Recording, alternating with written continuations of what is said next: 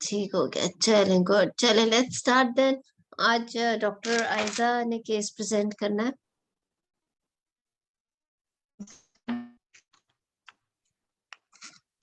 Ji,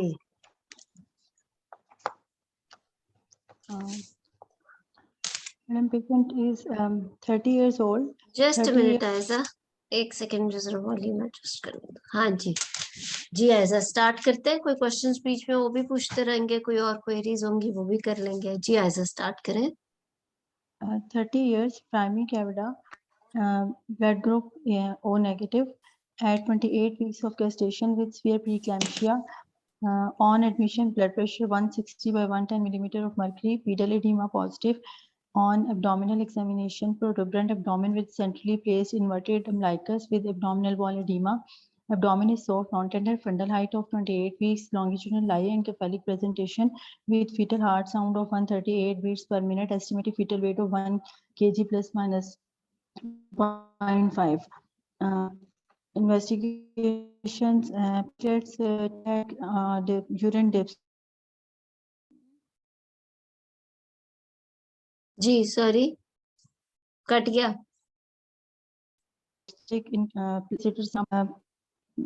On urine dipstick plus 2 proteinuria, SGPT 6 international unit and uric acid is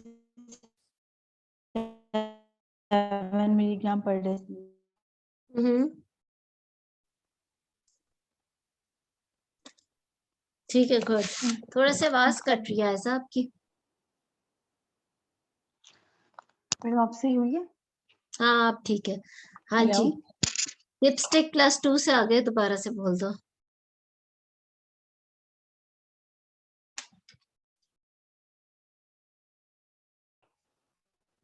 ji madam, dipstick plus 2 proteinuria and SGPT is 6 international unit and uric acid is 7 milligram per deciliter. ठीक है, ठीक है। सो अच्छा अच्छा आपने case बताया है। एक चीज या तो शायद आपकी आवाज कट गई थी या मैंने मिस कर दी। बाय डेट्स क्या थी पेशेंट? 28 weeks. ठीक है, फंडल हाइट भी कॉरेस्पॉन्ड करिए। ठीक है, so good. I think it's a good case to discuss. हम इसके डिफरेंट शॉर्ट केसेस बना लेते हैं और उसको डिफरेंट तरीके से करते हैं। लास्ट टाइम आई नोटिस्ड कि आप लोगों ने बहुत ज्यादा प्री एक्लेम्शिया और पीआईएच में कंफ्यूजन की हुई थी ना, तो I think we can discuss it in detail कि इसको एग्जैक्टली किस तरह लेके चलना है। ठीक है, so primary gravity eight 28 weeks with pre eclampsia. बाकी हम डिस्कस करते हैं आयजा के साथ। अच्छा आयजा, जल्दी से if we quickly start off with the history, quickly points बता दो जो आप कवर करोगे specifically in this patient. First of all, I will, after the biodata, I will ask the blood group of the patient, as blood group is Rh negative. Then I will ask about the patient presenting complaint that is increased blood pressure, increased uncontrolled blood pressure. So and patient is on a tablet Aldomi 250 mg TDS for 2 weeks. So I will ask about the complaint of rising blood pressure from the duration of the increasing blood pressure from if it is after 20 weeks or before 20 weeks. Sorry, ma'am. First of all, I will ask the patient about dating scan, about booking. At booking, blood pressure was checked or not, and urine investigation was sent or not. Then at dating scan, I will again confirm that blood pressure was normal or not, and urine investigation was sent or not. Then I will ask about the either blood pressure is raised after 20 weeks or before 20 weeks. Then if patient gives history of raised blood pressure after 20 weeks, so I will ask about, and she is on patient tablet Aldomi 250 mg TDS, I will ask about the dose of the medication and frequency, and either she is checking her blood pressure regularly or not, and by home blood pressure is being checked. And I will ask about either she has been 24 hours urinary protein has been done or not, and anamnesis can have been done or not, and either as she is at 28 weeks, then I will ask about Doppler ultrasound have been done or not, and regard Doppler ultrasound have been done or not. And I will ask about the signs and symptoms of headache, blurring of vision, and the epigastric pain. As my patient is admitted at 28 weeks in the hospital, so I will ask about in the hospital what investigation have been done, 24-hour uniprotein have been done or not, and ultrasound have been done, and what she has been told about her disease, and what medication is and what is being discussed with the patient regarding the management plan. And history में तो यही points, and then also I will ask about as she is perceiving normal fetal movement and she is satisfied to her abdominal girth or not. ठीक है, history में आपने बहुत ही कुछ miss अभी भी किया हुआ है, ठीक है। ओवरऑल जो started with the blood group, तो जैसे ही आपने RH नेगेटिव ब्लड ग्रुप लिया तो उसके बाद पहला सवाल तो हमारा बनता है हस्बैंड का ब्लड ग्रुप। Yes, तो ma'am. अगर हस्बैंड का ब्लड ग्रुप पॉजिटिव है तो तीसरा सवाल ये बनता है कि क्या इस प्रेगनेंसी में उसको ब्लीडिंग तो नहीं हुई, या फिर उसको NTD कब लगा या नहीं लगा अब तक, या उसको bleeding just to rule out के उस नेगेटिव ब्लड ग्रुप से कोई अफेक्ट तो नहीं आया अगर हस्बैंड पॉजिटिव है। Primary Yes. ग्रेविटा, अगर ये मल्टी ग्रेविटा होती तो हम पूछ लेते, ये 2-4 सवाल इससे स्पेसिफिक है ना। मल्टी होती या ग्रेविटा 2 होती तो हम पूछ लेते पहले किसी प्रेगनेंसी में NTD लगा या नहीं लगा। Yes, ma'am. तो इसीलिए मैडम मैंने ये जी 4 लाइनें तो वहीं खत्म हो जाती है। उसके बाद एक्लेम्शिया, प्री एक्लेम्शिया वाली बातें शुरू हो जाती है, जो आपने बिल्कुल ठीक है। जब आप हेडिंग, आपने बिल्कुल ठीक सारा वो जो फर्स्ट ट्राइमेस्टर से जो आपने पूछा, जब आपने symptoms related to pre eclampsia की बात की है, तो it's not just headache, vision and epigastric pain, it should be complete. It should be headache, blurring of vision, vomiting, epigastric pain, oedema, हर चीज पूरे 5 सिम्टम्स पूरी तरह बोलो ना। और yes. क्योंकि यही तो मेन टॉपिक है, और यही तो मेन हमारा मकसद है कि हम देखेंगे कि कहीं वो मसला तो नहीं है। उसके बाद जो आपने ये आपने कर ली, इस वक्त तो नहीं कॉम्प्लिकेशन हो रही। उसके बाद आपने इसके बात कर ली कि फॉर एग्जांपल अभी तक जो भी एल्डोमेट लेती रही या whatever she has been told about the disease, but इसके पॉसिबल रिस्क फैक्टर्स भी यही आपने रूल आउट कर लेने हैं कि फैमिली हिस्ट्री ऑफ हाइपरटेंशन या प्रीक्लेम्शिया तो नहीं है। और उसके अलावा इसका ये जो है क्रॉनिक रीनल डिजीज, APLS, और क्रॉनिक ऑटो इम्यून डिजीज या टाइप 2 डायबिटीज, ये वाली चीज आपने, या टाइप 1 डायबिटीज भी, ये वाला भी आपने रिस्क फैक्टर्स भी रूल आउट कर लेने। मैडम ये बाकी पेशेंट आई के थिंक ठीक था। फैमिली हिस्ट्री, ये पेशेंट के ये chronic hypertensive patient BP normal patient था। के है ना, पेशेंट से related risk factors for PIH या हाइपरटेंशन, ठीक है। कि क्रॉनिक रीनल डिजीज, ये वो रिस्क फैक्टर्स है जिसकी वजह से इसको ये हाइपरटेंशन डेवलप हुई हो सकती है। ठीक है मैडम। ठीक है ना, वो क्या है कि क्रॉनिक रीनल डिजीज, उसको कोई APLS का या थ्रोम्बोफिलिया, या फिर उसको ऑटोइम्यून डिजीज या टाइप 1 या टाइप टू डायबिटीज तो नहीं रही उसका। जो मेजर रिस्क फैक्टर्स हैं मेजर रिस्क फैक्टर्स, बिल्कुल, तो it's a madam, part of history. Madam वो तो हम हाइपरटेंशन से डिफरेंशिएट करने के लिए नहीं पूछ रहे मैम क्रॉनिक मेरे है, को। बट वी डोंट नो ना कि इट्स क्रॉनिक और नॉट, बिकॉज मोस्टली पेशेंट्स के पास कोई रिकॉर्ड तो नहीं होता बिफोर प्रेगनेंसी का, या ठीक है वो अगर उसने 20 वीक से पहले चेक कराया और उसके पास रिकॉर्ड है कि उसको ब्लड प्रेशर नहीं हुआ, तो फिर तो ठीक है, वरना हमें तो नहीं पता है कि क्रॉनिक है या अब हुआ है, क्योंकि हमें तो फिर प्रेगनेंसी के 3 मंथ्स के बाद ही जाके कंफर्म होगा कि क्रॉनिक हाइपरटेंशन नहीं है। ठीक है ठीक है ना, तो इसलिए हमने ठीक तो रूल आउट करना है ये चीजें। देखो अब हर चीज इंपॉर्टेंट है, बिकॉज अब ये होगा एक अलग, अगर शॉर्ट केस आ जाता है फॉर एग्जांपल वहां प्री एक्लेम्शिया का पेशेंट है और उससे बस हिस्ट्री लेनी है आपने 10 मिनट में, तो पहले तो ये होता था ना, आगे बहुत सारे मौके आते थे पिछली गलतियों को कवर करने के। अब वो पूरा अगर स्टेशन ही इस चीज का है, तो यू शुड बी, और होना भी चाहिए ना ये चीजें मिस नहीं होनी चाहिए। कुछ चीजें जैसे कि अगर मेडिकल डिसऑर्डर इन प्रेगनेंसी का केस है, तो प्रेजेंट सिम्टम्स तो उसके इम्पोर्टेंट है, फिर पॉसिबल इफेक्ट्स जो उस मेडिकल डिसऑर्डर का हुआ है ऑन फीटस या ऑन मदर, वो, उसके बाद पॉसिबल रिस्क फैक्टर्स और जो कोई पॉसिबल कॉम्प्लिकेशंस, ये 4 headings her medical disorder in pregnancy में आपने हिस्ट्री में जरूर कवर कर लेनी है। क्योंकि अगर हमें पॉसिबल रिस्क फैक्टर ही मिल जाता है, एक पेशेंट हाइपरटेंशन के साथ आई है या I+2 प्रोटीन यूरिया के साथ है, 160-110 is not an ordinary thing to get in a young patient, तो हो सकता है उसको कोई क्रॉनिक ऑटोइम्यून डिजीज ही हो। मतलब these are few things which should not be missed actually.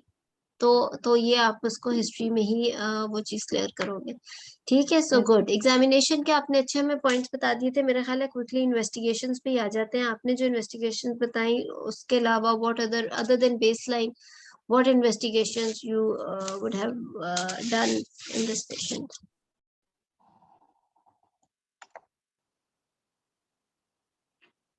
Madam, in this patient, first of all, blood group of the patient, as she has mentioned, then husband blood group, if it is Rh positive, then I will go towards indirect Coombs test. If it is indirect Coombs test, and if it is वैसे तो ये primary है नहीं होगा, लेकिन बस if it अब is छोड़ दो यहाँ पे बात, आगे चलो. ठीक है. Indirect Coombs test, then complete blood count, including hemoglobin in gram per deciliter and WBC count and platelet count in cubic mm.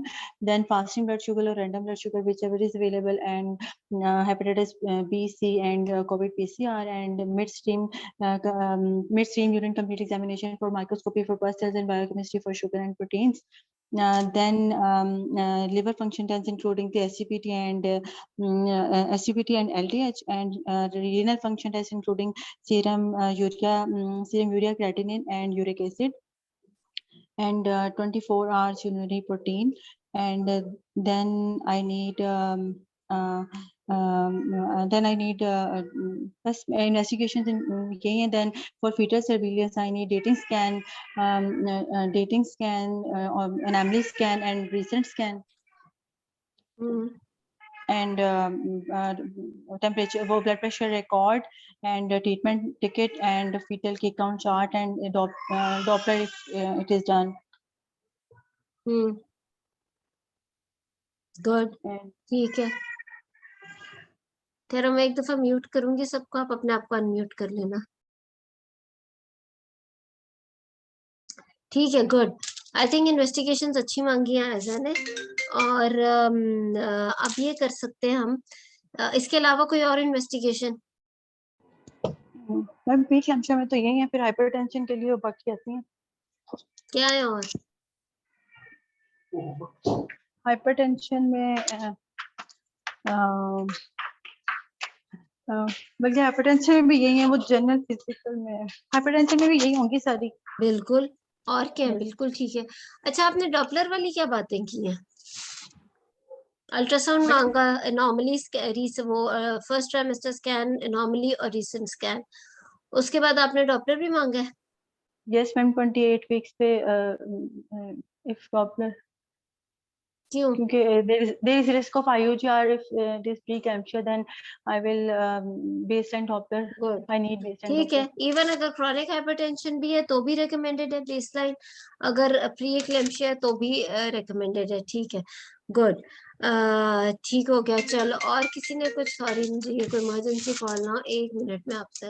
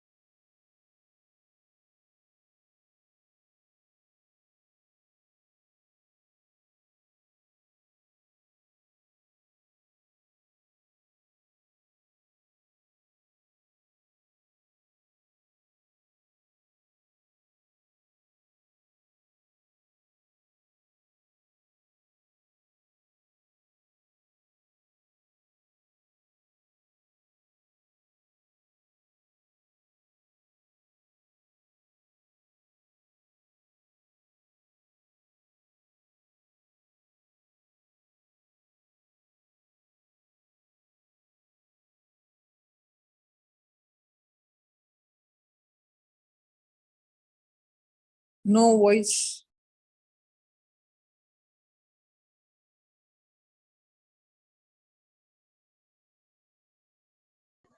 Madam शायद कॉल पे है ना, इस वजह से म्यूट कर दिया।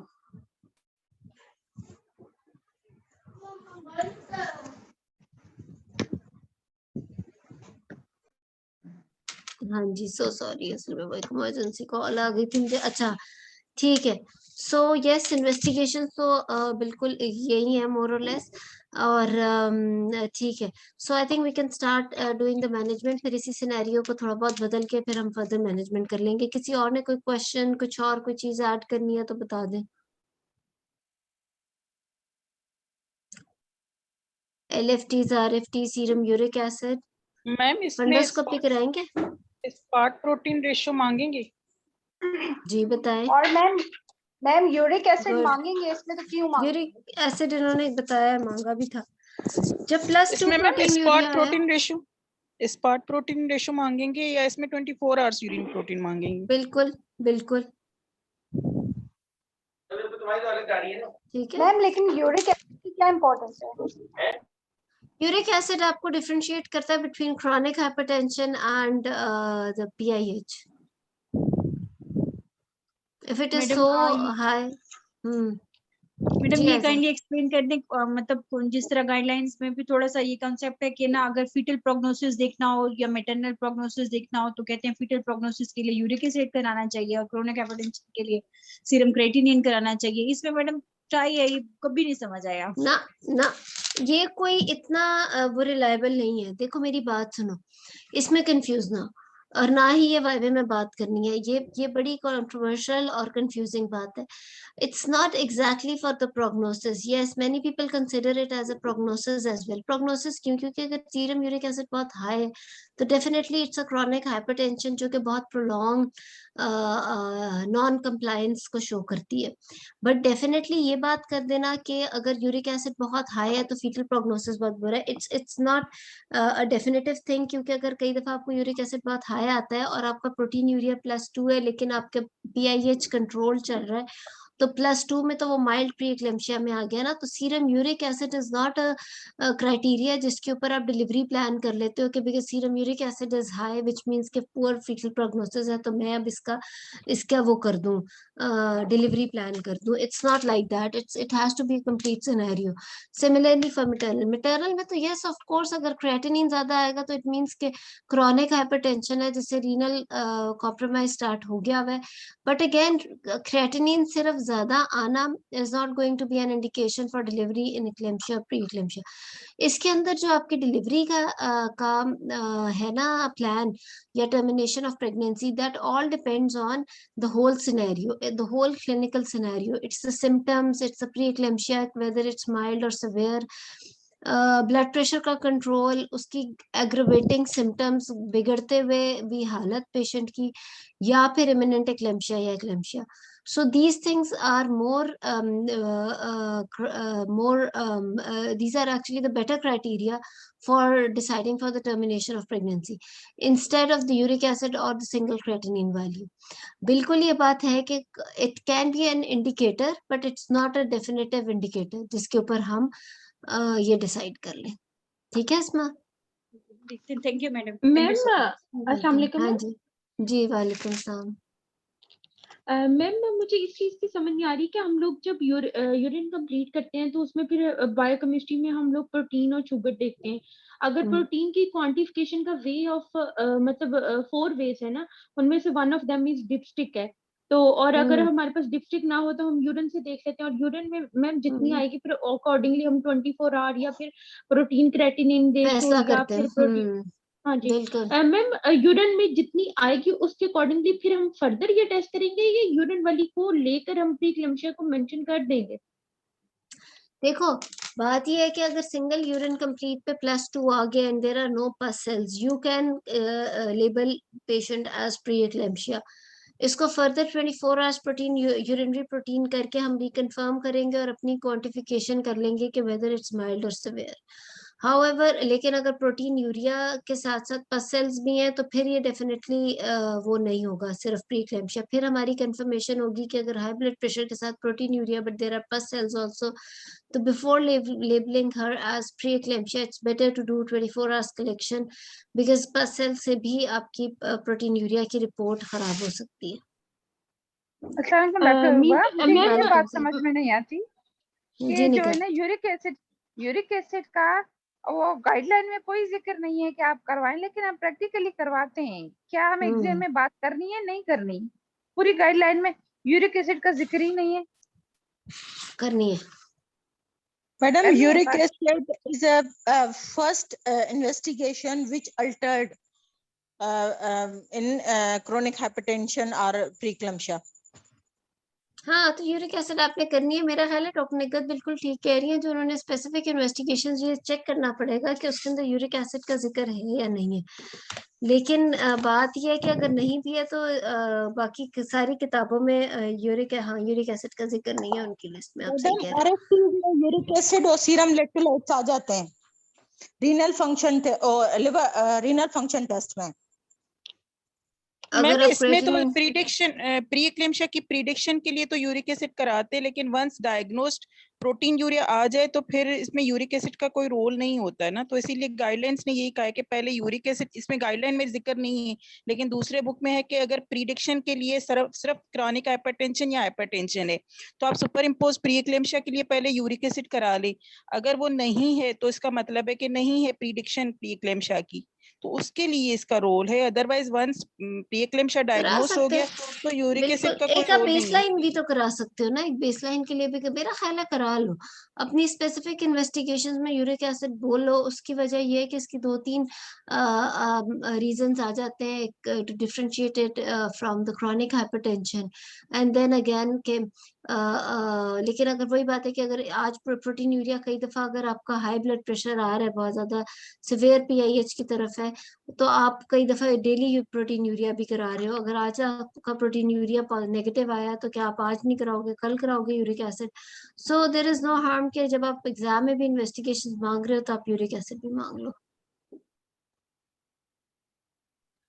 मैम मैम मैं आपका वेलकम बात कर रही जाता। हूँ मैम। जी मुझे जी हेमंत चांद कहता है जी। मैम मुझे ना इस चीज की, आपने अभी सॉरी मैंने दोबारा वही क्वेश्चन दोबारा आपसे रिपीट कर दिया। हाँ एक्चुअली मैम मुझे इस चीज का कंफ्यूजन है कि अगर तो फॉर एग्जांपल +1 यूरिन प्रोटीन आता है तो हम तो फिर यूटीआई को रूल आउट करते हैं और मतलब नाइट्राइट्स को देखते हैं कि कहीं और कोई रीजन तो नहीं है। फॉर एग्जांपल अगर +2 हो और उसके साथ कोई नाइट्राइट्स और प्लस सेल्स ना हो, फिर तो हमें कंफर्म हो जाता है कि यार ये मतलब प्रोटीन यूरिया ही है, तो फिर उसको प्रीक्लेम्शिया सेंसिटिविटी कम है ना, लेबल तो कर अच्छा देंगे ठीक है, लेकिन सही उसको है, मजीद ठीक है, क्वांटिफाई करने के लिए okay because okay, it's an thank you ma'am, important thank you, investigation. ठीक है, because of the thank you ma'am, sensitivity. Thank you. Welcome. ठीक है, सो गुड। सो यस, जब प्रोटीन यूरिया की बात आई तो उसको मजीद थोड़ा सा क्वांटिफाई करना भी जरूरी है। एंड देन अगेन अगर कोई और इन्वेस्टिगेशन इधर उधर हो तो फिर उसी वक्त उसकी, और जैसे हेपेटाइटिस बी है तो एलएफटीज और वो सारा भी उसमें मतलब अकॉर्डिंगली आप उसके डिपेंड करेगा। ठीक है। एंड एज अ पेशेंट ये कोई RH इनकम्पैटिबिलिटी का केस नहीं है, इसलिए इसमें जब हमने इनडायरेक्ट क्रूम्स टेस्ट किया तो खुद ही से अपने पाँव पे कुल्हाड़ा मारने की जरूरत नहीं है कि उसको पॉजिटिव बना के वो करो। डॉक्टर नायला ने हैंड रेज किया हुआ है। जी डॉक्टर नायला। मैडम पेशेंट थी मतलब कोई भी डायग्नोस्ड इमरजेंसी में आई थी सीवियर प्लेसेंटल अब्रप्शन के साथ, तो at the time of admission उसने को सीवियरली ब्लीड किया था, वो 6 HP थी उसकी। तो मैडम उस वक्त उसके एलएफटीज मतलब वो रीनल फंक्शन टेस्ट बिल्कुल सही थे, सीरम यूरिया क्रिएटिनिन, लेकिन आफ्टर सर्जरी वो 3rd डे पे जो है ना वो रीनल फेलियर में चली गई थी। तो मैडम ये भी तो है ना, तो सीरम यूरिया क्रिएटिनिन लास्ट में जाके जो है वो खराब होते हैं, और फर्स्ट जो होता है वो यूरिक एसिड आपका प्रोटीन बिल्कुल। यूरिया और ओलिगो यूरिया एक चीज और नायला, ये जो आपका जी पेशेंट गया ना रीनल फेलियर में, वो हाइपरटेंशन की वजह से नहीं गया, वो ATN की वजह से गया। एब्रप्शन की जी वजह से जो बिल्कुल। हेवी ब्लीडिंग हुई है उसके बाद उसका ATN हुआ है और वो रीनल एक्यूट रीनल फेलियर हुआ है। सो वो बेसिकली वो एक्लेम्शिया की वजह से नहीं हुआ था, या एब्रप्शन की वजह से। एब्रप्शन PIH की कॉम्प्लिकेशन थी लेकिन रीनल फेलियर एब्रप्शन की कॉम्प्लिकेशन थी। ये बड़ा खतरनाक मॉर्बिडिटी वाला मरीज है जब इन्होंने बताया। बट यस, सबसे ज्यादा खतरनाक, वन ऑफ द सबसे ज्यादा खतरनाक complication of PIH is abruption. ठीक है, गुड। मैम ठीक है मैम हम अगर मैम एक मैं बात करना चाहूंगी कि जी फर्स्ट डॉक्टर टाइम वाली निखिल। है कि रीनल इन्वॉल्वमेंट की यूरिक एसिड जब ट्यूबुलर इन्वॉल्वमेंट होती है, उसके बाद ग्लोमुलर इन्वॉल्वमेंट होती है, प्रोटीनूरिया आ जाता है।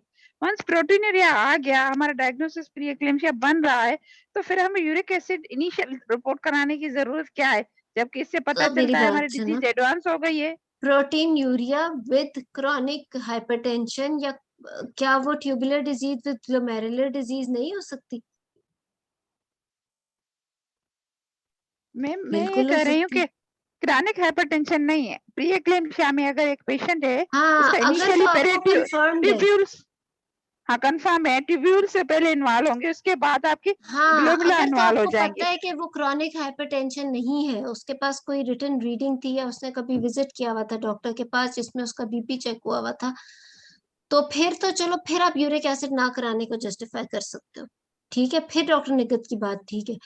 उस लेकिन हमारे पास कोई भी ऐसा, इवन हम लोग भी कभी विदाउट प्रेगनेंसी जब कोई मसला ही नहीं हुआ तो क्या कभी किसी डॉक्टर के पास जाके हमने कभी BP लिखवा के अपने रिकॉर्ड में रखा है कि हम हाइपरटेंसिव हैं कि नहीं है? यू नेवर नो कि हम भी हो हाइपरटेंसिव। बट ये है कि ड्यूरिंग एनी चेकअप्स या ड्यूरिंग प्रेगनेंसी वो चीज एक सामने आ गई कि वो उसे हाइपरटेंशन है, and we can not really अब इस टाइम पे ड्यूरिंग प्रेगनेंसी तो वी कैन नॉट डिफरेंशिएट ना कि वो क्रॉनिक है, हाइपरटेंशन है या PIH है, एक्सेप्ट के शुरू की कोई वैल्यू लिखी हुई हो। अगर तो लिखी हुई है तो चलो फिर आप यूरिक एसिड ना करो। फिर आप डॉक्टर निगत की जो जस्टिफिकेशन दे रही हैं वो बिल्कुल ठीक है, क्योंकि अगर आपको पता है कि वो PIH है and she is having protein urea, तो फिर तो यूरिक एसिड का जरूरत नहीं रह जाती। बट ये शायद 1% ही पेशेंट ऐसा मिले, या 1 या 2% जिसके अंदर ऐसा हो। मैम ये से तो अर्ली बुकिंग वाले पेशेंट जो होते हैं ना, उनमें तो हम कर सकते हैं, क्योंकि 20 वीक से पहले वो आपके तो पास हमारे अपने जो पेशेंट अर्ली, आता है। एग्जैक्टली अर्ली बुकिंग से लेके जो आपके पास एंड तक आ रहा है वो तो ठीक है, लेकिन जो उसी वक्त आपके पास आया बिकॉज एग्जाम है तो प्रॉब्ली उसी वक्त का ही पेशेंट आपको मिला हुआ है ना, तो फिर उसके अंदर आपको, या फिर वो उसके पास अर्ली बुकिंग्स के कोई पेपर्स हों जिसके ऊपर उसने रीडिंग्स लिखी हैं, तो फिर यस। मैम दूसरी बात ये कि फीटल मॉर्बिडिटी को भी तो ये बताता है ना। देखो, वो फीटल मॉर्बिडिटी वाली जो बात है ना, वो कोई इतनी ज्यादा रिलायबल और इम्पोर्टेंट नहीं है। ओके, यानी कि उसको मेंशन नहीं करना अगर एग्जामिनर पूछता भी है तो। अगर वो है ही PIH, जैसे कि डॉक्टर निगत ने कहा है, वो है ही अगर PIH, diagnosed case of PIH है, बेशक प्रोटीन यूरिया भी हो रहा है, तो उसका फिर uric acid is not going to determine fetal morbidity. तो अगर यूरिक एसिड बिल्कुल ठीक आ रहा है लेकिन BP उसका 161-10 है और उसको सिवियर प्री एक्लेम्शिया है, तो डू यू रियली थिंक कि फीटस यूरिक एसिड ठीक होने की वजह से फीटल मॉर्बिडिटी निल हो गई है? नहीं। यस, ठीक ठीक है ना? तो all we need to know, yes, अगर आप यूरिक एसिड नहीं बोल रहे तो जो जस्टिफिकेशन डॉक्टर निगत ने दी है with known case of PIH और नोन नॉट क्रॉनिक हाइपरटेंशन, उसके अंदर जस्टिफाइबल है यूरिक एसिड ना कराना। लेकिन यूरिक एसिड की ये जस्टिफिकेशन बिल्कुल ठीक मैं तो नहीं मानती कि फीटल प्रोग्नोसिस को, हाँ पूरा सिनेरियो मिलके जरूर फीटल प्रोग्नोसिस बता सकते हैं मॉर्बिडिटी, बट एक चीज नहीं बता सकती। ठीक है,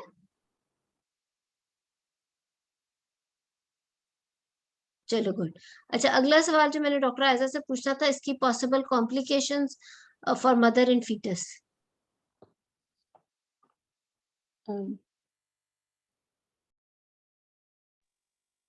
हेलो हाँ जी Aiza. madam, in preeclampsia patient mother is at risk of placental abruption.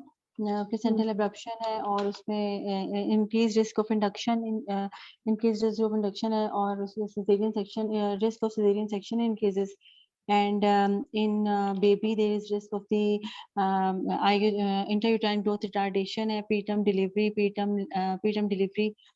and early neonatal and intrauterine death. अच्छा, अब देखो मेरी बात सुनो, एक तरह से हम इस क्लास में अब ये तीसरा शॉर्ट केस कर रहे हैं इसी सिनेरियो का। पहले हमने किया हिस्ट्री, फिर हमने किया इन्वेस्टिगेशंस, और अब हम कर रहे हैं पॉसिबल कॉम्प्लिकेशन। ये जवाब कम है पॉसिबल कॉम्प्लिकेशंस का, डेफिनेटली कॉम्प्लिकेशंस के साथ कोई और चीज जरूर एडिट होगी, लेकिन जब ये बात ही हो रही है तो ये बहुत ही अच्छा लगे if you know the incidences. अगर आप इसको सही सीक्वेंस में बोल रहे हो, you forgot two very important complications of preeclampsia और हाइपरटेंशन इन प्रेगनेंसी, जो कि आप शायद अभी मैं बोलूंगी आप कहोगे मेरे तो मुंह में ये बात थी, एक्लेम्पशिया और इंट्रासेरेब्रल हेमरेज, ठीक है ना। Yes. अब बात yes. ये है कि अब ये वो वाला लॉन्ग केस नहीं है ना कि आपने कि आगे चीजें बड़ी सारी डिस्कस होनी है, तो चलो ये 2-4 चीजें आप हवा में भी गुजार रहे हो। अब जब सवाल ही है और केस ही है, आपका स्टेशन ही है, तो फिर इसका जो जवाब है ना वो भी ठीक पूरा प्रॉपर होना चाहिए। maternal complications, fetal complications, बोलो भी इसी तरह। maternal complications इतने परसेंट चांसेस ऑफ एब्रप्शन, वो देख लेना कितने percent. I think I am not sure 5 to 10%, लेकिन ये जरूर देख लेना, ठीक है। सबसे ज्यादा एब्रप्शन ही है, एक्लेम्पशिया उतना नहीं है, इसलिए कॉमन से रेयर की तरफ आओगे या सिवियर से रेयर की तरफ आओगे। Abruption, eclampsia, intracerebral haemorrhage, renal failure, जो जिस तरह बाकी आपने बोले, एंड फीटल आपने बिल्कुल ठीक बोले। सो द थिंग इज कि ये, और फिर आपने खाली what do you mean induction, early induction शायद आप कहना चाह रहे थे, right, leading to caesarean, preterm birth, prolonged nursery stay of the fetus. It has to be a complete elaborated answer when you are talking about, क्योंकि अगर 10 number का भी स्टेशन आ रहा है या एक पूरा स्टेशन आ गया और कॉम्प्लिकेशंस के साथ एक भी चीज और एडेड है, may be investigation and complications है जो भी है, तो उसमें से आधे नंबर तो कॉम्प्लिकेशंस के ही हैं। और आपको क्या पता कोई एक स्टेशन एग्जाम में ऐसा मिल रहा है जिसमें आपके 0 भी आ सकते हैं। उस 0 नंबर को आपने कॉम्पनसेट इन आसान स्टेशन से करना है, जो कि इतना अच्छा करो कि इसमें फुल मार्क्स आए, कि अगर किसी एक आधे में 0 भी आए तो वो पूरा का पूरा आपका एज अ होल पूरा एग्जाम में एक स्टेशन दूसरे को कॉम्पनसेट करे, जैसे कि हम टॉक्स के सर्किट में करते थे। ये छोटी छोटी जैसे कहते हैं ना टिप्स एंड ट्रिक्स होती हैं एग्जाम पास करने की। अब ये वो एग्जाम नहीं है लॉन्ग केस वाला। अब आपके पास आपको ये इन ट्रिक्स को यूज करना है ना। अब आपको पता है कि अगर ये 12 स्टेशन हैं और इनमें से अगर मेरे 11 स्टेशन भी बहुत अच्छे हों, तो एक स्टेशन ऐसी गुंजाइश का रखोगे जो शायद बहुत बुरा हो। तो अगर वो एक बहुत बुरा होगा तो बाकी इतने अच्छे हो जाए कि एक की गुंजाइश बाकी रहे, ठीक है। अब तैयारी इस तरीके से, तो फिर उसमें क्या है, जो स्टेशन आउट है वो तो आप इतने परफेक्ट करो कि एग्जामिनर वैसे ही आपको 10 में से 9 नंबर या 8 नंबर तो दे ही दे, जिसमें से स्किल डेमोज हैं, जिसमें सर्जिकल स्किल्स प्रोबेबली हैं, जिसके अंदर चलो काउंसलिंग कोई अनहोनी भी आ सकती है, लेकिन चलो इसमें से 50% काउंसलिंग वाला स्टेशन तो अच्छे हो ही सकते हैं।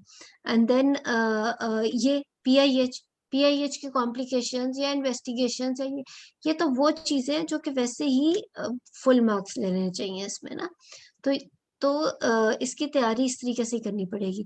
इसीलिए हम एक एक केस के साथ पूरी क्लास कर लेते हैं कि शॉर्ट केसेस एक ही सिनेरियो से कम 4 शॉर्ट केसेस निकल सकते हैं, जो कि एक क्लास में डिस्कस हो सकते हैं। वो इन अदर वर्ड्स उस टॉपिक के शॉर्ट केसेस हो जाते हैं। उनमें से फिर ये है कि आपको एक तरीका पता चल जाएगा, बिकॉज अब आंसर उस तरह नहीं करना जैसे हम लॉन्ग केस में करते थे। अब आंसर ऐसे करना है कि इसमें तो फुल मार्क्स आए, क्योंकि एक स्टेशन की गुंजाइश रखनी है। और वो फिर जो जो इस तरीके से करेगा वो तो पास, उसके देखो एक स्टेशन भी आपका क्यों बुरा होगा, हो सकता है वो भी 0 वाला तो नहीं होगा, 4 नंबर या 5 नंबर वाला हो जाए, बड़े इजीली पास होके निकल जाओगे। तो ये इस वे ऑफ एग्जामिनेशन को अपने अपने फायदे के लिए इस्तेमाल करें, ठीक है ना। तो इसके लिए जो चीजें हैं, जो मेन है उसको तो इतना प्रैक्टिस कर लो ना इन टॉपिक्स को, बिकॉज पीआईएच तो वहां होगा ही होगा, डायबिटीज वहां होगा, फाइब्रॉइड होगा, इनफर्टिलिटी होगा। ये तो वो चीजें हैं जो कि हर एग्जामिनर को पता है कि आप लोगों ने सारी जिंदगी इनकाउंटर करनी है, और इसके तो वो जरूर बनाएंगे, because they really want to examine you for this. और इसके क्या शॉर्ट केसेस, यही शॉर्ट केसेस हो सकते हैं। You should know exactly the investigations of a particular subject, particular topic. Similarly, अब PIH की complications तो सबसे अहम चीज है, because ये तो इतनी बुरी morbidity even leading to mortality है। अब अगर आप इसका जवाब जिस तरह मैंने बताया कि maternal और fetal बना के, और उसमें if you know the incidences also and you are you know कि higher से lower incidence में, या अगर आप severity के हिसाब से बताना चाह रहे हो, तो किस कदर खूबसूरत जवाब होगा, और होगा भी जल्द, क्विक और फुल मार्क्स वाला। सो अब तैयारी आपको इस तरीके से करनी पड़ेगी जरा, ठीक है ना। तो इस तरीके से करो। अच्छा, अब चलो, मेरा ख्याल है we should discuss management of this case. Ma'am हमें इसकी ये जो कॉम्प्लिकेशंस है, अगर हम इसको मटरनल के लिहाज से रखें तो मैम अगर ये बहुत लाइक जैसे ये 27 वीक्स का है, तो हम इसको ऐसे नहीं कर सकते कि मैम जो है mother is at risk of health syndrome, eclampsia, cerebrovascular accidents, induction of labor, and early delivery, and need of emergency cesarean section. Help सबसे पहले ना बोलो, हेल्प देखो, हेल्प इतना जी कॉमन है ही हेल्प नहीं, बाद में हाँ जी 1% को आप सबसे पहले बोल रहे हो। Even eclampsia, abruption is common, ठीक है। Then yes eclampsia, intracerebral haemorrhage और मैम हेल्प हेल्प का कॉमन। मैम हेल्प का 10 to 12% लिखा हुआ है risk 10 to 12% HELLP syndrome. I HELLP think it's HELLP 1% जहां तक मुझे याद आ रहा है। नहीं मैम मैं मैं कंफर्म बता रही फीमेल हूँ, कॉम्प्लिकेशंस में मैं कंफर्म बता रही हूँ, मैं कंफर्म बता रही हूँ मैम आपको। ठीक है, और मैम बाकी सही कह रही एब्रप्शन और है उसकी इंसिडेंसेस एब्रप्शन पता है का 1 आपको? to ma'am abruption placenta 1 to 4% है, हेल्प जो है वो 10 to 12% है, ठीक है, पल्मोनरी गुड। एडिमा 2 to 5% है। देखो acute इस renal तरह failure जवाब दो, good. acute renal Faiza failure 1 बताएं। to 5% है, acute renal failure 1 to 5% है, eclampsia 1 to 2% है, stroke 50%, stroke जो है वो स्ट्रोक का मुझे नहीं पता, लेकिन एमएमआर मेरे स्ट्रोक पास रहने लिखी दो। हुई है 50%। देखो हाँ जो स्ट्रोक 50% है, है। चलो इसकी परसेंटेजेस ना भी हो, लेकिन ये जिस तरीके से आप बोल रहे हो, इस तरीके से if you know the percentages तो इट लुक्स सो ब्यूटीफुल, क्योंकि ma'am it's really good. Fetal में जो है प्रीटर्म डिलीवरी 50% है, 5% स्टिल बर्थ है, बिल्कुल 25% जो है वो एसजी है, 10 to 25%। Hypoxic neurological injury less than 1%, perinatal death जो है 1 to 2%। Very nice. इसको आहिस्ता आहिस्ता करके बोलोगे एग्जाम में, और इसी तरह से, and if you know, if you can say it in percentages high to low तो और भी बेहतर है, ठीक है। तो आप बिल्कुल मिटरनल अलग करो और फीटल अलग करो और इसी तरीके से बोलो तो इट लुक्स रियली नाइस। तो अब देखो कितना फर्क लग जाता है। मैम प्लेसेंटल अब्रप्शन तो फीटस में नहीं आई थी, फीटल कॉम्प्लिकेशंस के नहीं, अंदर मिटरनल। maternal ठीक ठीक जाहिर है जब ब्लड लॉस तो मदर का ही होगा ना सारा, और फिर रीना उसकी वजह से जो फर्दर मॉर्बिडिटी होगी वो मदर की होगी। एब्रप्शन लीडिंग टू आईयूडी, उसमें तो फिर वो तो उन्होंने बता दिया आईयूडी का जो इंसिडेंस है स्टिल बर्थ का, ठीक है। क्योंकि एब्रप्शन जो है वो हर एक में तो आईयूडी नहीं कर देती ना, लेकिन एब्रप्शन ज्यादातर मदर्स में मॉर्बिडिटी जरूर कर देती है। तो आप मैटरनल में बोलोगे, ठीक है। चलो वेरी गुड। फायजा ने हमें इंसिडेंसेस भी बता दिए विच इज रियली गुड। तो इसी तरीके से अगर हम कर लें तो और भी बेहतर होगा। अब आयजा मेरा ख्याल है अगर मैनेजमेंट कर लें। Yes, ma'am. Ma'am, I will keep my patient admit in the ward. I will consult the patient and the attendants regarding the diagnosis that she is having she is having severe preeclampsia, and I will tell about the fetal maternal implications. I will involve them. My aim is to prolong the pregnancy till 37 weeks if fetal maternal conditions remain satisfactory. I will involve the multidisciplinary team involving the multidisciplinary team involving the obstetrician and general physician and anesthetist and the pediatrician. My plan, I will optimize her health by controlling her blood pressure, and by controlling her blood pressure, as the blood pressure of my patient is 160 by 110, so I will injection labetalol 20 mg, and I will recheck blood pressure after 15 minutes. If it is raised, then I will again inject labetalol 40 mg and recheck blood pressure after 15 minutes. If blood pressure is not controlled, then I will inject 80 mg of labetalol, and then after 15 minutes, if it is not controlled, then I will again inject 80 ml of blood pressure. If blood pressure is controlled, then I will start the labetalol infusion, that is 200 mg labetalol, 40 ml of labetalol in 60 ml of normal saline, and I will transfuse at 10 ml per hour, at 10 ml per hour, and I will send all the send all the investigations, and I will give fetal cake count chart, and I will do the obstetric ultrasound and Doppler ultrasound of my patient, as 24 hours urinary protein is not done. So I will do 24 hours urinary protein to quantify the proteins. Once my patient is stable and blood pressure is controlled, that is less than 160 by 110, I will discharge my patient after reassuring that she is well aware of her disease, and she is well aware of its diseases and its control, and its of disease and its control. And I will ask my patient to follow or to revisit after 2 weeks. Once my patient comes in OPD after 2 weeks, I will take history and ask for signs and symptoms of imminent eclampsia. That includes nausea, vomiting, headache, blood vision, and pedal edema. Then I will check blood pressure of my patient, and I will check edema, pedal edema, and reflexes of the patient. And I will on abdominal examination, I will do symphysiofundal height and lie and presentation and estimated fetal weight and Likert volume of my patient. And I will do her. As she is severe preeclampsia, I will do CBC, complete blood count, and LFTs and liver function tests and renal function tests thrice a week, and thrice a week. Then I will do the Doppler ultrasound on. I will do the Doppler ultrasound to confirm. I will do the growth scan on 2 to 3 weekly basis. Now, if patient is is the fetal condition is satisfactory, then at 36 weeks I will discuss breastfeeding, mode of delivery, and time of delivery with my patient. At 37 weeks, I will again admit my patient, and I will again take history and general physical examination, blood pressure checkup, and abdominal examination. I will admit my patient, and I will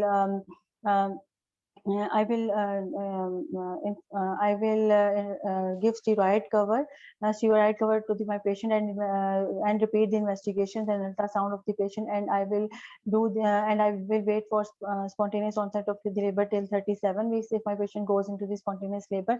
Once my patient comes in labor, I will check blood pressure 1 hourly in labor, and I will make sure that fluid is restricted fluid. And restricted fluid, and that fluid is restricted. And once my patient is fully dilated, I will do active management of the 3rd stage of the labor. ठीक है, good. अभी यहाँ तक करते हैं, फिर आगे बात करते हैं. गुड, नॉट बैड, इतना बुरा नहीं था, अच्छा था.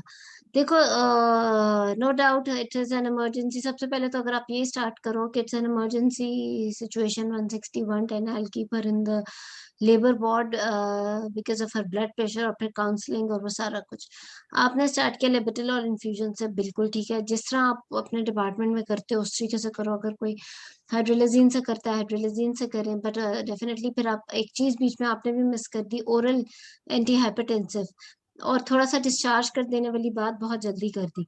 160-110 पे पेशेंट आई है, तो थोड़ा सा उसको आप फॉर अ फ्यू आवर्स में डिस्चार्ज नहीं करते. At least you keep her for 1 or 2 days. You monitor her blood pressure, उसका ओरल एंटी हाइपरटेंसिव पे सेट करके then you do all the labs. और प्री एक्लेम्शिया भी आ रहा है, तो you definitely would like to monitor her for the symptoms for the next 24 to 48 hours. क्या पता उसका डीमा ही बढ़ रहा हो या वो. And then when are you going to call her back. इसके अंदर 2-3 चीजें जो बीच में आप मिस करते रहे. आप इसकी प्रेगनेंसी कहाँ तक लेके जा रहे हो ऐसा? मैम सॉरी, मैं 37 तक लगेगी, 34 पे करवा देना चाहिए. ठीक है, चलो वो भी ठीक है. उसके अलावा ये शुरू में बहुत सारी चीजें असल में, और आप इस तरह थोड़ा सा अनऑर्गेनाइज सा भी हो गया, उस वजह से शायद इम्पोर्टेंट चीजें मिस हो गई. और तो yes, you will start off with the counselling and emergency management, उसके साथ ओरल एंटी हाइपरटेंसिव भी, लैब्स भी. फिर आप जब आप कह रहे हो मल्टी डिसिप्लिनरी टीम और उन सब चीजों के बाद, when you are talking about continuing the pregnancy, you will continue better. अपने माइंड में हेडिंग बना लो, या बताते हुए भी बना लो कि मैटरनल मॉनिटरिंग कैसे करोगे और फीटल मॉनिटरिंग कैसे करोगे. मैटरनल मॉनिटरिंग में हर कितने देर के बाद, अब when once you are going to discharge her, you have labelled her as severe preeclampsia. आपने एग्जैक्टली बताना है कि अब when are you going to call her back. वो पेशेंट अब कब आपके पास दोबारा ओपीडी में आ रही है, या कब कहाँ आ रही है, और you are going to keep her in the hospital. She is at 28 weeks, अभी तो काफी टाइम बाकी है. तो अब उसका अगर ब्लड प्रेशर ठीक हो गया और प्रोटीन यूरिया सेल +2 और लेस, तो फिर तो you can discharge her. But आप उसको कितनी देर के बाद बुला रही हो? Do you want her to come back after 3 days, or you want her to come back after 1 week? If after 3 days, then what labs you want her to do to get done? और definitely अगर वो आपने से severe प्रीक्लेम्शिया label किया है, तो आप उसे कोई हफ्तों के बाद तो नहीं बुला रहे, आप उसे 3 दिन के बाद ही बुला रहे हो, सारी लैब्स के बाद साथ दोबारा विद ब्लड प्रेशर रिकॉर्ड. और फिर उसके अलावा ये कि अगर फिर 3 days के बाद वो आएगी, तो आपने उसके अंदर क्या क्या नोट करना है. आपने हिस्ट्री से नोट करना करना शुरू करना है, उसके सिम्टम्स सारे देखने हैं, उसको एग्जामिन करना है, उसकी फंडल हाइट वगैरह, कहीं उसके वुडी हार्ड एब्डोमेन तो नहीं हो गया, कोई अननोइंगली अब्रप्शन का एलिमेंट तो नहीं आ गया एब्डोमिनल एग्जामिनेशन में। And then you will check her labs, जो स्पेसिफिक लैब्स आपने उसे कहा है कि ट्वाइस पर वीक या इफ नीडेड, वो तो खैर एडमिटेड ही होगा मरीज ऐसा जिसकी थ्राइस अ वीक लैब्स आपको करानी पड़ेंगी। एंड देन उसका ब्लड प्रेशर का सारा रिकॉर्ड और प्रोटीन यूरिया ऑफ कोर्स। और फिर इस तरह से एवरी थर्ड डे अगर आप उसे बुला रहे हो, then till what time you are going to take her pregnancy to, which means के आपने चलो 34 वीक्स कह रहे हो, लेकिन उससे पहले क्या आप उसे एडमिट करके मैग्नीशियम सल्फेट दोगे, क्या आप उसको डेक्सा कवर दोगे? सो ऑल दीज थिंग्स आपने इसको गलती से सिर्फ एक माइल्ड प्री एक्लेम्पशिया का केस बना के ले गए।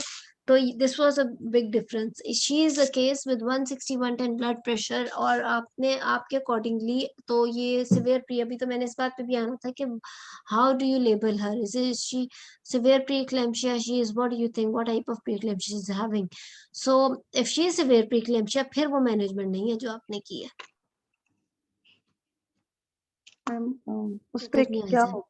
जी जी मैडम, इधर ही उस पे क्या उसके होगा? अंदर फर्क, हाँ यही तो जो मैं आपको बता रही हूँ, सिवियर प्रीक्लेम्शिया के पेशेंट के अंदर आप एवरी थर्ड डे लैब्स कराते हो, उसके अंदर आप उसका if needed you repeat her protein urea may be daily, right, if needed clinically. और उसके अलावा ये करवाना है, सिवियर प्रीक्लैम्पशिया तुमने लेबल कर दिया, फिर प्रोटीन यूरिया क्यों करवाना है? आपने क्यों लेबल किया इसको severe preeclampsia? She is having +2 proteinuria. Yes madam, +2 proteinuria. इस पे हम सिवियर प्रीक्लैम्पशिया, इस पे हम प्रीक्लैम्पशिया लेबल कर देते हैं, और ब्लड प्रेशर 160 110 पे। आपने सिवियर प्रीक्लेम्शिया लेबल किया ना? जी मैम, क्यों? 160 110 बीपी की वजह से। Good, because she presented with very high blood pressure. She is having preeclampsia with severe hypertension, which means you can label her as severe preeclampsia. So if she is having severe preeclampsia but protein urea is +2, तो क्या ये +2 protein urea एक दिन के बाद +3 या +4 नहीं हो सकता? यस मैम, हो सकता है। अगर ये प्रोटीन यूरिया अगले दिन +3 या +4 आ गया, तो क्या आप उसे घर भेज दोगे? No madam. तो मैनेजमेंट चेंज हुई? यस हुई ना? डॉक्टर अरूबा, एक क्वेश्चन है मेरा। अस्सलाम वालेकुम मैडम। वालेकुम जी डॉक्टर सिद्रा। मैडम, जब गाइडलाइन में ये है कि वंस डायग्नोस्ड हो जाए कि प्रीक्लेम्शिया है या सीवियर प्रीक्लेम्शिया है, तो हमें दोबारा प्रोटीन यूरिया करवाने की जरूरत नहीं है, उसमें तो यही है गाइडलाइन में। और अगर हाँ, तो फिर हम नहीं, क्यों उसमें रिपीट ये करवाएं? नहीं है कि प्रोटीन यूरिया रिपीट नहीं कराना, उसके अंदर लिखा हुआ है कि इफ नीडेड क्लिनिकली तो रिपीट कराना है। तो मैडम उसके बाद भी हमारी मैनेजमेंट क्या चेंज होगी? सीवियर प्रीक्लेम्शिया तो हो ही गया, तो अब हम अगर +3 की जगह +4 आ जाए या +2 की जगह +3 बहुत आ चेंज जाए, होगी, फिर हम इसको 37 या 34 वीक्स तक नहीं लेके जा सकते ना। अगर उसका प्रोटीन यूरिया बढ़ रहा है, इट मींस के देखो, प्रोटीन यूरिया का बढ़ने का मतलब ये है कि वो क्लिनिकली भी डिटेरियोरेट हो रही है पेशेंट, ठीक है ना? गाइडलाइन में ये लिखा हुआ है कि आप प्रोटीन यूरिया उसका रिपीट कराओगे इफ क्लिनिकली नीडेड, राइट? तो उसका इतना पेरिफेरल एडीमा और फेशियल एडीमा बढ़ जाता है कि आपको लगता है कि उसका प्रोटीन यूरिया दोबारा होना चाहिए, और प्रोटीन यूरिया आपको रीइंफोर्स करेगा कि she is developing, she is going towards imminent eclampsia even. अगर +2 प्रोटीन यूरिया वाला मरीज +4 प्रोटीन यूरिया डेवलप कर रहा है, तो ये कंडीशन डिटेरियोरेट हो रही है। फिर उसके अंदर you may even need to get her liver enzymes and platelets etc. repeated even before 3 days. She may even develop health syndrome. ये एक deteriorating condition को indicate करता है, ठीक है? सो प्रोटीन यूरिया अगर आप, और स्पेशली बेशक अगर इस वक्त तो हमने इसको लेबल किया है 160 110 बीपी की वजह से, अभी दो डॉक्टर्स ने हाथ रेज किया, अभी मैं सुनती हूँ, ये हमने लेबल किया है इंक्रीज ब्लड प्रेशर, हालांकि प्रोटीन यूरिया तो +2 था। अगर इसका बीपी होता 140 90 या 150 100 और प्रोटीन यूरिया +2 होता, तो हम इसे क्या लेबल करते हैं? माइल्ड प्रीक्लैम्पशिया। जी, तो फिर तो माइल्ड प्रीक्लेम्पशिया होता, लेकिन because blood pressure was so high तो हमने इसको सिवियर लेबल कर दिया। लेकिन if clinically indicated we may need to get her proteinuria done again, even अभी नहीं तो नेक्स्ट विजिट पे जरूर वो करा कर ला सकती है if we are sending her home. जी, डॉक्टर ने हाथ खड़ा किया था, ख्याल है नाजिया ने।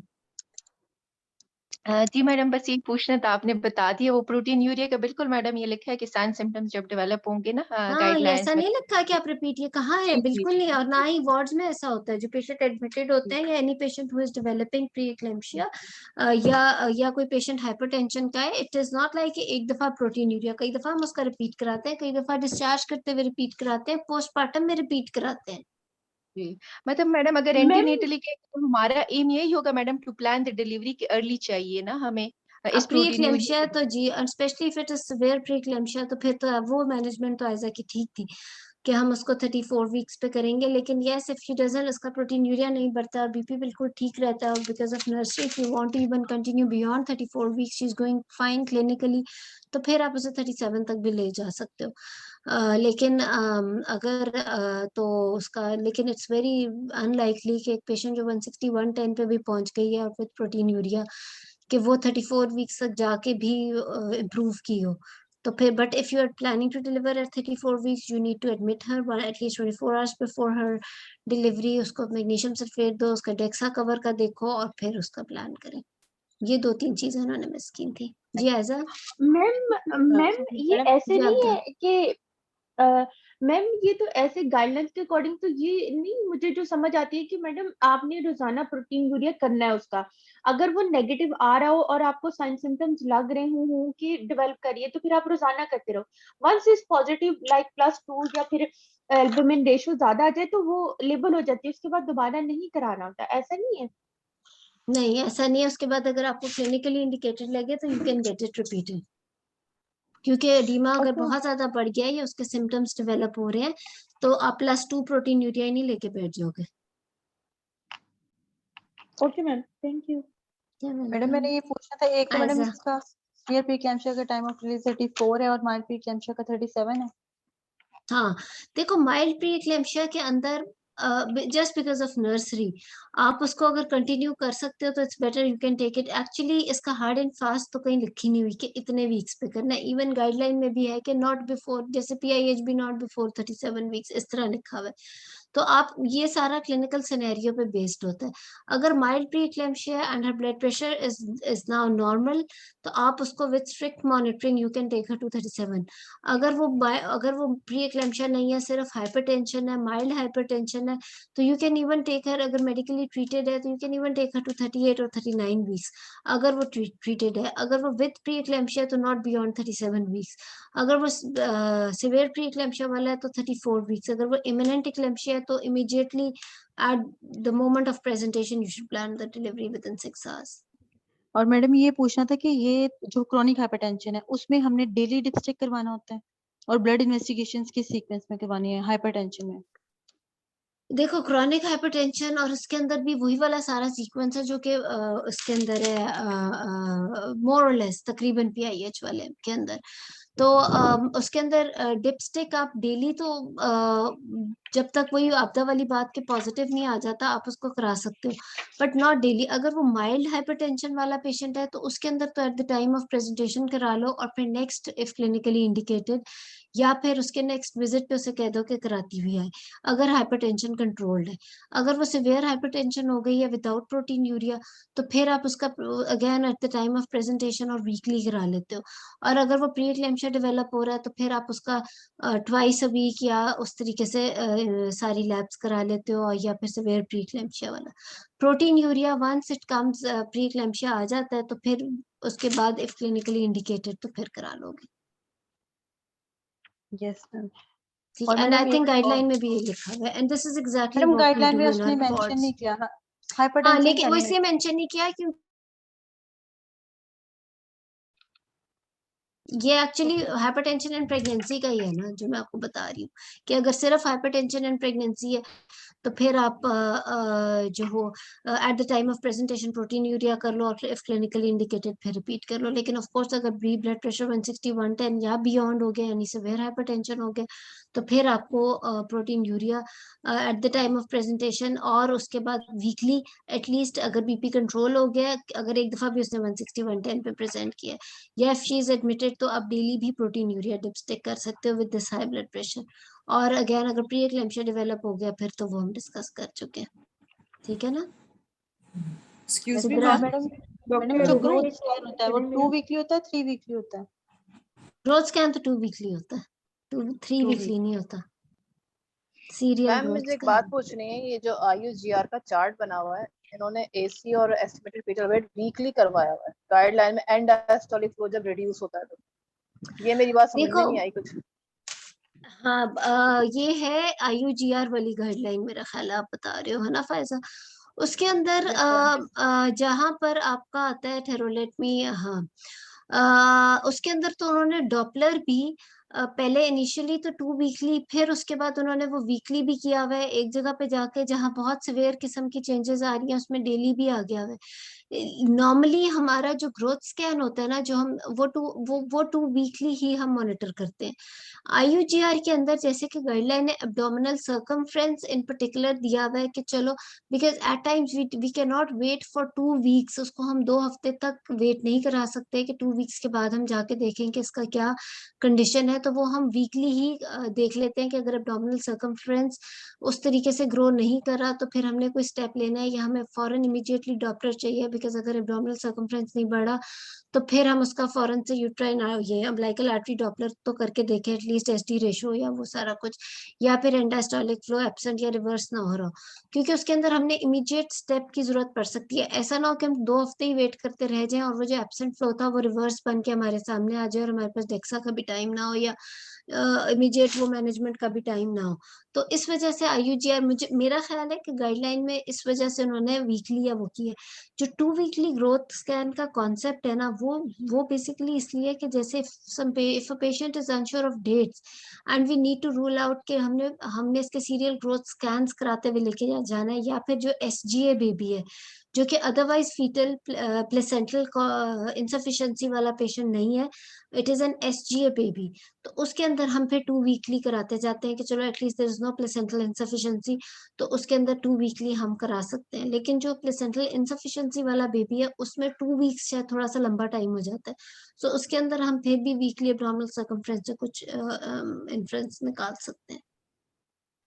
डॉक्टर अरूबा, मेरा एक और क्वेश्चन है कि हाँ जी जैसे ज़रूर। अभी डॉक्टर साहिबा ने बताया कि हमने जो है ना लेबेटालॉल का इन्फ्यूजन ऐसे ऐसे बनाना है और ऐसे ऐसे चलाना है, तो अगर हम इसको, क्योंकि इसमें ना बताने में बड़ा कंफ्यूजन हो जाती है, जो बड़ा काम की टाइम बात लगता है। हो जाते हैं, तो अगर हम सिंपल ही बोलें कि I will give intravenous लेबेटालॉल and ये monitor her blood pressure 15 minutes पे और accordingly I will adjust dose, तो देखो ये आई सही टेल यू है सिद्रा, बताना है? 2-3 चीजें, ये बहुत अच्छा आपने पॉइंट उठाया है, क्योंकि वाकई कई चीजें आप बोल रहे होते हो और वो एग्जामिनर शायद आने इन बातों को सुनने में बहुत सारी इंपॉर्टेंट बातें मिस कर जाते हैं। 2-3 चीजें याद रखना, मैंने खुद भी ऑब्जर्व किया है, ये बड़ा इंपॉर्टेंट है। जो टॉपिक है ना उससे रिलेटेड डोजेस क्लियरली बोलना जरूरी है। जैसे कि आज डॉक्टर आयजा ने बोला, क्योंकि patient has come with 160 110, examiner wants to hear exactly what you are going to do. You are going to give her hydralazine और लेबेटालॉल। जिस तरह एक ही सांस में एक ही लाइन में क्लैरिटी से उन्होंने डोज बोली, इसी तरह आपको फिंगर टिप्स पे वो डोज याद हो। आपके मरीज में फॉर एग्जांपल ये लगना है, आपको पता अगर ये पेशेंट सिम्टोमेटिक होती है और आयजा को लगता कि इसको मैग्नीशियम सल्फेट लगना है, तो एग्जैक्टली शी शुड टेल कि this much of loading dose, this much of maintenance dose with this monitoring, that's it, और फिर आगे अपनी मैनेजमेंट कंटिन्यू करते हैं। इसी तरह अनीमिया का केस है, if you are talking about IV infusion, iron infusion, तो आपको एक रफली फॉरन एग्जैक्टली आइडिया हो कि फेरिंजेक्ट है तो इतने एम्प्यूल इतने CC सेलाइन में इतने मिनट में दे के and then I will continue. लेकिन अगर केस है फॉर एग्जांपल किसी और चीज का, जैसे कि PIH है और उसके साथ इसको नीमिया भी है, आपने उसका हाइड्रोलाजीन या लेबेटालॉल इन्फ्यूजन से मैनेज कर लिया, but there is for example 9 HP as well, तो आप उसमें कह सकते हैं कि I will treat her anaemia, या I will treat her, I will give her oral iron, या I will give her IV iron, या व्हाटएवर, या I will treat her anaemia. लेकिन जो फोकस्ड चीज है ना, उसकी डोज कंप्लीट बोलना इज इम्पोर्टेंट, वरना ये होगा कि या तो वो एग्जामिनर आपसे पूछेगा ही नहीं टाइम की कमी की वजह से और फिर आपके मार्क्स कट जाएंगे, या फिर वो फिर आपसे पूछेगा कि किस तरह दोगे, you know that's going to waste your time, वो सवाल जवाब का सेशन। इंस्टेड कि ये चीज अब 160 110 के साथ ही वो सिनेरियो में प्रेजेंट हुआ है केस, तो अगर 160 110 में आप ये नहीं कह के छोड़ सकते कि I will give her IV labetalol या IV hydralazine, I will give her oral anti long acting oral anti hypertensive at the same time. नहीं, you need to tell her exactly कि लेबिटोलॉल दिया, इसके साथ मैंने ओरल एल्डोमेट स्टार्ट किया या oral लेबिटोलॉल या जो भी इसके साथ स्टार्ट किए, ताकि इसको long term anti hypertensive effect भी आए अभी इमीडिएट के साथ। And I will consider her symptoms if she needs magnesium और not. If she needs magnesium, for example ये सिम्टोमेटिक होती है या फिर ऐसा को लगता है, तो फिर मैग्नीशियम का जिक्र आ रहा है तो फिर मैग्नीशियम भी बताना है फटाफट।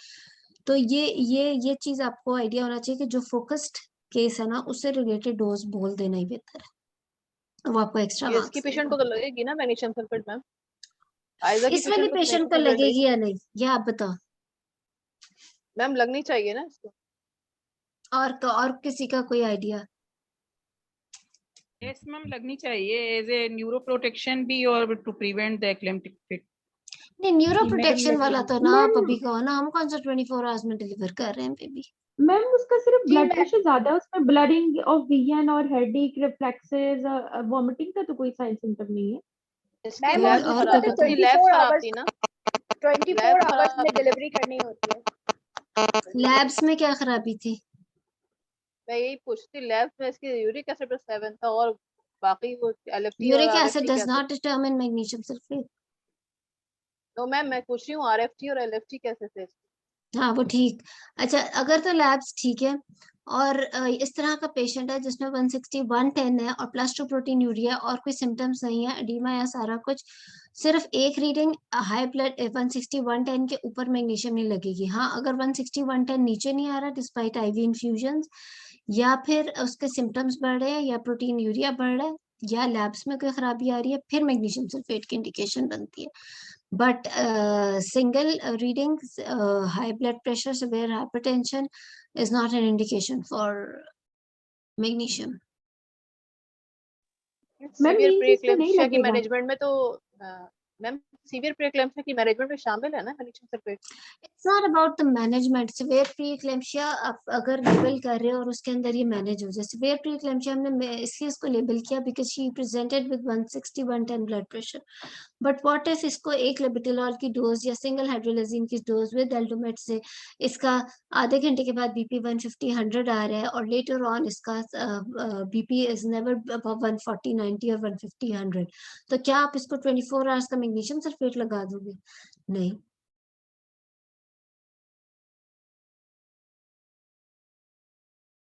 ठीक है ना? मैम गाइडलाइन में वैसे लिखा हुआ है कि अगर सेटल हो जाता है तो उसको हम वैसे ही ट्रीट करेंगे। कैसे? मॉडरेट जैसे 160 और 110 है, अगर सेटल हो जाता है तो हम जाहिर मैग्नीशियम सल्फेट तो नहीं लगाएंगे, फिर तो अगर पेशेंट कंट्रोल हो गया हम तो घर आईवी भेज रहे। इंजेक्शन से तो हाँ यस मैम, कि हमें ना लेकिन लगाना वैसे नहीं, अगर परसिस्टेंट रहता है 160 110 जैसे आप कह रहे हैं फिर तो फिर हम जी लगा सकते हैं।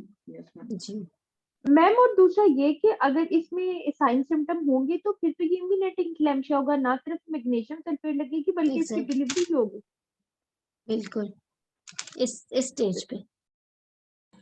मैम मुझे तो याद पड़ता है हमारे पास इमरजेंसी में पेशेंट आती थी तो उसको हम मतलब लैब्स करवाते थे और ऑब्जर्व करते थे, स्टिल परसिस्टिंग, तो फिर हम उसे लगाते थे ये गुड, मैक्स सल्फेट। बिल्कुल। जिस पेशेंट को हाइपरटेंशन के साथ मैग्नीशियम लग गया, जैसे कि भी डॉक्टर आबदा ने कहा है, तो वो कोई आम मरीज नहीं है। मैडम मैग्नीशियम सल्फेट लगा के 24 आवर्स के दरमियान डिलीवर करना क्यों जरूरी है? क्योंकि न्यूरो मैम प्रोटेक्शन अब के तो वो लिए ना। खत्म हो गया है। मैम अब तो वो खत्म हो गई है, वो प्रोटोकॉल के मैग्नीशियम के 24 आवर्स के अंदर अंदर डिलीवर करना होता है, अब तो नहीं वो प्रोटोकॉल चलता। नहीं, जो गाइडलाइन है प्री टर्म वाली, उसके अंदर तो यही है ना कि 34 वीक से पहले यस करना है। तो if you are planning delivery after 24 hours या विद इन 24 आवर्स, तो फिर मैग्नीशियम लगाएं। Yes ma'am. मैम लेकिन ये न्यू टॉग है, या मतलब मेरे तो जितने हमारे कंसल्टेंट है वो यही कहते हैं कि नहीं अब ये प्रोटोकॉल खत्म हो गया, अब मैग्नीशियम सल्फेट के बाद वो गाइडलाइन तो अभी तक 24 यही आवर्स। कहती है। और ठीक है मैडम मैम। ये हम मैडम कोई और हम गाइडलाइन आई नहीं उसके बाद प्री टर्म मैडम की। जी गाइडलाइन में उसने लिखा है कि लेबिटालोल फर्स्ट लाइन है, सेकंड लाइन जो है वो कैल्शियम चैनल ब्लॉकर्स है और थर्ड लाइन पे एल्डोमेट वो मिथाइल डोपा है। तो हम तो सबसे पहले मिथाइल डोपा देते हैं ना, एल्डोमेट जिसका तो प्रैक्टिस है, जो अवेलेबिलिटी है, जो प्रैक्टिस है, वो बोले। सही। और मैडम पीआईएच में रेडियो फेमोरल डिले वगैरह हम करेंगे? मतलब हमें तो नहीं पता ना कि वो हाइपरटेंशन हाँ है। करेंगे, एग्जामिनेशन में करेंगे, बिल्कुल बिल्कुल। और जो भी डॉक्टर आपदा कह रही हैं, कभी भी ऐसे नहीं होता कि हम 28 वीक्स पे मैग्नीशियम सल्फेट लगा दें और 34 वीक्स पे डिलीवर कर रहे हैं मरीज को और अब नहीं लगाएंगे क्योंकि 28 वीक्स पे उसको मैग्नीशियम सल्फेट लगा हुआ था। It's never like that. Magnesium sulphate अभी भी यही गाइडलाइन है कि विद इन 24 आवर्स या 24 आवर्स के बाद डिलीवरी प्लान हुई है, कंफर्म हो गया कि you are going to deliver this baby after 24 hours, तो फिर आप मैग्नीशियम सल्फेट लगाते हो फॉर न्यूरो प्रोटेक्शन। ठीक है। अगर एक पेशेंट मैम आती है इमरजेंसी में माइल्ड प्रीक्लेम्शिया के साथ, हम उसे हाँ। ऑब्जर्वेशन करते हैं और everything is going fine, then 37 weeks, okay, so what will be her next plan of delivery? We will discharge her for home or we'll keep her admitted in the hospital? What do you exactly mean with mild preeclampsia? Blood pressure उसका कितना controlled है?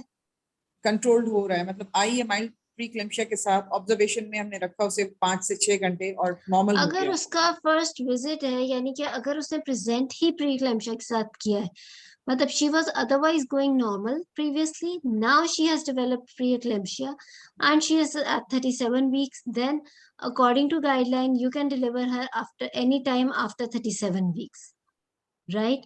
So अगर अब जाके उसका ये preeclampsia develop हुआ है तो it's better to deliver her अगर वो 37 weeks क्रॉस कर गई, instead of waiting her to take her till 38 weeks। उसकी वजह ये है कि अब कुछ ऐसा हुआ ही है, या तो बीपी बहुत ज्यादा हुआ है या कुछ तो ऐसा हुआ है कि उसका protein urea with high blood pressure develop हुआ है।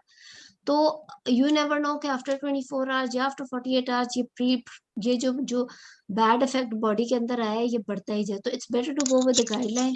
You can deliver her if she has cross 37 weeks. However if there is a patient जो आप पिछला मॉनिटर करते आ रहे हो 34-35 वीक्स पे, जो कि शुरू से अभी भी माइल्ड प्रीक्लेम्शिया ही चल रही है and she has reached 37 weeks, but you think कि नर्सरी आपकी इस तरह की है और वो कंप्लायंस अच्छी है, she can always come back after every 3 days for biophysical and with all the labs excuse me। तो with monitoring, if you think that she is having +1 proteinuria or +2 proteinuria with well controlled blood pressure, 38 तक भी ले जाओ, लेकिन yes 37 guideline कह रही है। Guideline कहते हैं not before 37 weeks, so it means कि आप 37 से 38 के बीच में यू कैन प्लान, ठीक है। लेकिन अगर पेशेंट ने प्रेजेंट ही 37 वीक्स पे फर्स्ट ही उसकी ये प्रेजेंटेशन है तो इट्स बेटर कि आप डेक्सा दे के उसका डिलीवरी का प्लान करो। Thank you. वेलकम। बड़े जबरदस्त सिनेरियोज आप लोग लाते हो भाई। हाँ मैम। मैडम अगर PIH है और उसके साथ IUGR चल रहा है, ये तो फिर है ना बात। severe PIH with IUGR, तो मैडम इसको हम severe preeclampsia लेबल करेंगे नहीं करेंगे? हाँ ये अच्छा सवाल है। देखो severe hypertension with severe hypertension itself shows not exactly pre-eclampsia तो नहीं होगा ये, कि जब तक सिम्टम्स ना हो या जब तक प्रोटीन यूरिया ना। IUGR तो नहीं प्री-एक्लेम्शिया कहेगा ना पेशेंट को। उसने गाइडलाइन में मैम लिखा अगर है इसके ये साथ कंफ्यूजन डाली अगर हुई गाइडलाइन है, मुझे पता है। मैम अगर प्रीक्लेम्शिया सपोज अगर और साथ में IUGR है तो मैम वो चीज प्रीक्लेम्शिया मेंशन करने के लिए तो हमारे पास कोई भी एंड ऑर्गन डैमेज हो सकता है, साइन सिम्टम्स भी हो सकते हैं, LFTs बायोकेमिकली या RFTs का तो DNA कुछ तो होना होगा या ना प्रोटीन। साथ। हाँ जी, कुछ भी होगा तो हम उसको प्रीक्लेम्शिया तो मेंशन कर देंगे, ऐसी नहीं तो है। वो होगा तो होगा ना। अभी तो वो कह रहे हैं कि जी सिर्फ अच्छा सिवियर हाइपरटेंशन विद IUGR है, तो सिर्फ severe hypertension and with no other maternal morbidity involve में आई डोंट नो, वो देख लो अगर गाइडलाइन कहती है तो कर दो फिर लेबल। इसलिए क्योंकि शायद उसकी डिलीवरी फिर हम 34 वीक्स पे प्लान करेंगे, पर ये देख लो। पर वही बात है, सिवियर हाइपरटेंशन 160 110 कहीं ना कहीं तो एंड ऑर्गन कुछ लेके आएगा ना, इसलिए। मैम फिर तो ये मैडम क्रोनिक हाइपरटेंशन नहीं होगा जो कि मेजर फैक्टर है IUGR का, फिर वो एलिमेंट होगा मैम? तो वही ना, अब ये दो डिफरेंट एंटिटीज भी तो हो सकती है ना। हो सकता है क्रोनिक हाइपरटेंशन हो विद IUGR या कोई प्लेसेंटल इनसफिशिएंसी, उसको हम प्री एक्लेम्शिया बगैर और किसी मैटरनल मॉर्बिडिटी के देखो सिवियर प्री एक्लेम्शिया बड़ी खतरनाक टर्म्स है actually, because they really have very bad morbidity involve. जी मैम और इन्होंने वो जो माइनर रिस्क फैक्टर में उन्होंने madam specifically previous pre eclampsia को कहा हुआ है ना, तो मैडम जैसे मतलब इन प्रेजेंट प्रेगनेंसी नहीं कहा हुआ कि प्रीवियस अगर कोई हिस्ट्री हो प्री इक्लेम्शिया की, that would be consider as a minor risk factor and chronic बिल्कुल। Hypertension major risk factor. पता नहीं मैडम इसकी मुझे नहीं समझ आ रही कि मतलब क्यों? प्रीवियस प्रेगनेंसी है करंट में क्या मतलब, क्या नहीं समझ आ रही? Like madam previous pre eclampsia की अगर हिस्ट्री हो ना तो वो एक रिस्क फैक्टर होगा ना यूजीआर के लिए। जाहिर तो है। मैडम अगर प्रेजेंट प्रेगनेंसी में जैसे मतलब फर्स्ट टाइम प्रेगनेंसी में जैसे प्री इक्लेम्शिया हो हम उसमें डॉपलर भी करते हैं उसमें, तो अगर प्रीवियस हो जैसे मतलब करंट प्रेगनेंसी नहीं है एक रिस्क फैक्टर आईयूजीआर के लिए। करंट प्रेगनेंसी में प्री एक्लेम्शिया तो रिस्क फैक्टर है ही, लेकिन प्रीवियस अगर कोई पेशेंट आपके पास आई है, she is gravid 2 para 1, previous उसका प्री एक्लेम्शिया की हिस्ट्री है, तो अब आप उसको बिल्कुल आईयूजीआर की लाइन पे लेके जा सकते हो। मैडम मतलब वो हिस्ट्री में पूछेंगे लाइक बुकिंग विजिट पे। ठीक है सही। जी मैम ठीक है थैंक ना, यू मैम। रिस्क फैक्टर है ना, रिस्क फैक्टर तो सारे आप पूछोगे ना उससे। सही मैडम ठीक है। ठीक और है। मैडम उसमें उन्होंने मैग्नीशियम सल्फेट की एक इंडिकेशन दी है गाइडलाइंस में कि सिवियर प्री इक्लेम्शिया विद ओलिगूरिया ना। हम तो मैडम अपने वार्ड्स में जैसे ओलिगूरिया डेवलप करती थी, इवन जब मैग्नीशियम सल्फेट के देते थे तो इसको डोज को या तो हाफ कर देते या विद होल्ड कर देते थे ना, बिकॉज वो टॉक्सिसिटी का है। तो मैडम इसमें फिर हम देंगे क्या करेंगे, क्योंकि उन्होंने तो लिखा हुआ magnesium level serum with magnesium level कराएंगे, monitoring with serum magnesium level. और दूसरा ये कि ओलिगूरिया भी तो डिपेंड करता है कितना ओलिगूरिया, क्योंकि अगर ज्यादा ओलिगूरिया तो it's better not to give magnesium because she will develop toxicity otherwise. और मैडम जो इन्होंने इंडिकेशन वो जैसे क्रिटिकल केयर सेटिंग में दी है ना कि सिवियर प्री इक्लेम्शिया, तो मतलब जैसे आईसीयू में एडमिटेड है, इसका ये मतलब है ये देखो consider ये जो गिविंग। पेशेंट्स होते हैं ना जिनको मैग्नीशियम लग जाती है हाइपरटेंशन के साथ बिकॉज ऑफ मैटरनल मॉर्बिडिटी, वो तो जैसे अभी डॉक्टर आबदा ने कहा कि जिसको मैग्नीशियम लग गई वो तो इमिनेंट इक्लेम्शिया ही हो गया। जी तो मैडम इमिनेंट इक्लेम्शिया और eclampsia are in the medical ICU mostly. उसकी वजह ये they should be in the critical care, क्योंकि इमिनेंट इक्लेम्शिया की वही मैनेजमेंट है जो इक्लेम्शिया की मैनेजमेंट है। ठीक है मैम सही। मैडम ये जो मैम एक लास्ट कंफ्यूजन, जी जी जल्दी मतलब से ये जो पूछ ले आयजा की, बेटा। मैम अगर देर हो रही है तो मैं छोड़ें किसी और लेक्चर में पूछ लेंगे। पूछ लो कौन है? मैम ये जो आयजा का जो पेशेंट है ना मैम, ये सीवियर हाइपरटेंशन की कैटेगरी है ना प्री एक्लेम्शिया की, जी है ना मैम।